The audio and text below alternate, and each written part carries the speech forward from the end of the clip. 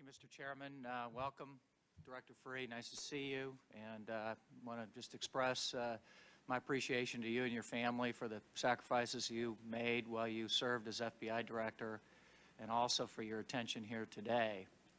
You probably paid attention to the last several weeks of testimony before the 9/11 Commission.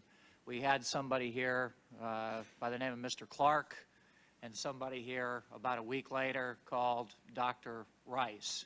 They didn't agree on much. They didn't see eye to eye on much. They didn't share many of the same opinions.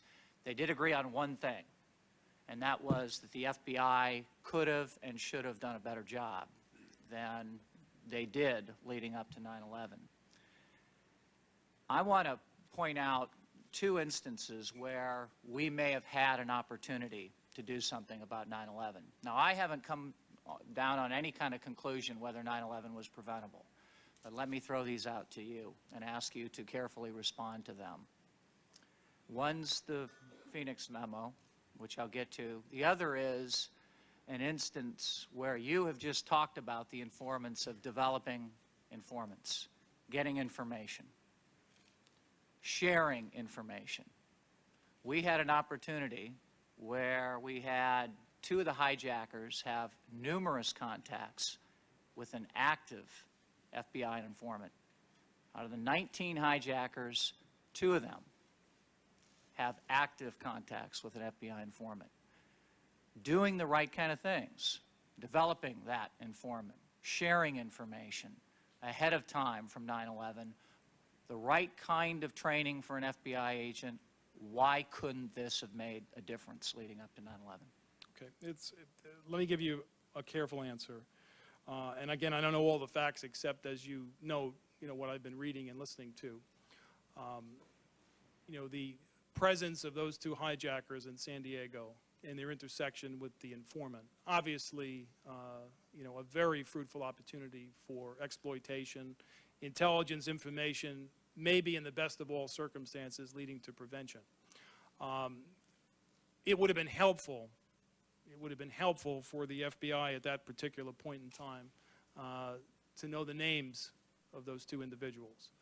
That the information which was generated in the January 2000 physical surveillance, not by the CIA but by a liaison agency, if that information and the initiation for that surveillance, which were phone calls to a central number, which you're well aware of, which plays a integral role not only in the East African bombings case, but also in the Cole investigation. The June meeting when 3 but not all of the photographs were disclosed to FBI agents, and the subsequent description of those events. If all of that had worked the way it could have worked, and that informant, as well as informants all over the FBI's domain, were tasked to find out information about 2 specific people, you could have had a completely different result. Now, some of that's speculation, but some of it is theory. Later on, we'll ask the representatives of the CIA and the FBI whether or not that meeting in Kuala Lumpur should have led to the sharing of some of that information and those names. Let me ask you another question. Here is a declassified copy of the Williams memo. And you said in an answer to a previous question that you thought things might have been handled the proper way. This agent asks that 2 things be done. One, that the FBI should accumulate a listing of civil aviation universities and colleges around the country and share these with the appropriate liaison. And 2, that the FBI should discuss this matter with other elements of U.S. intelligence community. Neither one of those is done. Now, I agree with you. This is not the roadmap to 9/11, but it's certainly asking to do 2 things to New York and headquarters. Neither one of them are done. Why not? Well, I don't know. I mean, I can't answer that, obviously, for the time and space reasons that are obvious. I could speculate on it, and what I would say is that, the simple fact, or the apparent simple fact, of getting from all of those civil aviation schools around the United States, names and identifying information of those students, First of all, you would have had to overcome a couple of federal statutes that prevent educational institutions from giving that information out without a subpoena or a grand jury request.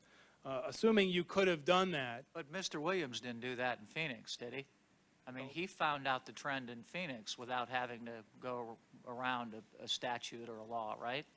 Well, yeah, but what he's asking for is a national investigation that would direct itself to thousands and thousands and thousands of students who are from Arab countries who are taking flight lessons in the United States. I don't, again, I'm not privy to the information your staff is privy to. From what I've read and heard and talked to, I don't see how that memo, unfortunately, gets you to prevent the horror of September 11th. I just don't see it in any logical, non-speculative way. I'm not sure that it prevents 9/11 either, but it sure points out 2 or 3 things that could have been done more efficiently. Thank you, Mr.